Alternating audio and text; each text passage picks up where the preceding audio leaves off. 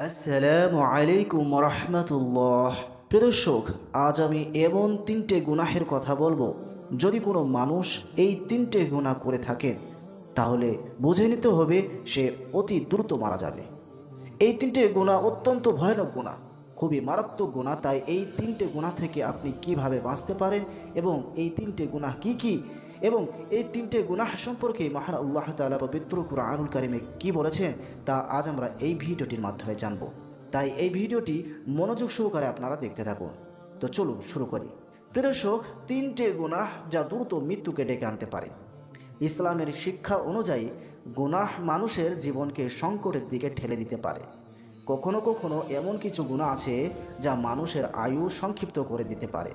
যদিও আল্লাহর বিধান চূড়ান্ত এবং মানুষের আয়ু নির্ধারিত, তবুও কিছু গুনাহ মানুষের মৃত্যুকে ত্বরান্বিত করতে পারে। কোরআন ও হাদিসের কিছু বিশেষ পাপের কথা উল্লেখ করা হয়েছে যা মানুষের জীবনের ওপর মারাত্মক প্রভাব ফেলতে পারে। নিম্নে তিনটি এমন গুনাহ আলোচনা করা হলো যা দ্রুত মৃত্যু ডেকে আনতে পারে। নাম্বার 1, পিতামাতার অবাধ্যতা ও কষ্ট দেওয়া। ইসলামে পিতামাতার প্রতি শ্রদ্ধা ও দায়িত্ব পালনকে অত্যন্ত গুরুত্ব সহকারে দেখানো হয়েছে। তাই পবিত্র কুরআনুল কারীমে সূরা আল ইসরা 23 নম্বর আয়াতে বলা হয়েছে, আর তোমার পালনকর্তা আদেশ দিয়েছেন যে তোমরা তাকে ছাড়া অন্য কারো ইবাদত করবে না এবং পিতামাতার সঙ্গে শ্রদ্ধা ব্যবহার করবে। তাদের একজন অথবা উভয়ই যদি তোমার নিকট বার্ধক্যে উপনীত হয় তবে তাদের প্রতি শব্দটি উচ্চারণ করবে না এবং তাদের ধমক দিও না।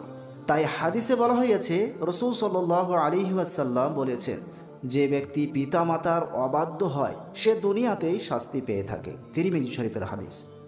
পিতামাতার কষ্ট ও অবাধ্যতা আল্লাহর ক্রোধ ডেকে আনে এবং কখনো কখনো এটি মানুষের আয়ু কমিয়ে দিতে পারে। নাম্বার 2, জুলুম ও মানুষের অধিকার হরণ। জুলুম বা অন্যায় করা ইসলামে সবচেয়ে কঠোরভাবে নিষিদ্ধ। অন্যায়ভাবে কারো সম্পদ আত্মসাৎ করা, কারো প্রতি অবিচার করা, দমন পীড়ন চালানো, এইসব আল্লাহর দৃষ্টিতে সুপ্ত অপরাধ। তাই হাদিস এসেছে, জুলুম কিয়ামতের দিন অন্ধকার হয়ে যাবে। সহিহ মুসলিম শরীফের হাদিস। এছাড়াও আরও একটি হাদিসে বলা হয়েছে, কোনো জাতি যদি জুলুমের মধ্যে লিপ্ত হয় তাহলে তাদের ধ্বংস অবধারিত। তিরমিজি শরীফের হাদিস। যারা জুলুম করে তারা দুনিয়াতেই তাদের কর্মের ফল ভোগ করতে পারে, এমনকি দ্রুত মৃত্যু পর্যন্ত ঘটতে পারে। নাম্বার 3, হারাম রিজিক ভোগ করা। হারাম উপার্জন ও হারাম খাদ্য গ্রহণ করা ইসলামে কঠোরভাবে নিষিদ্ধ। হারাম রিজিকের প্রভাব শুধু আখিরাতেই নয়, দুনিয়াতেও পড়ে।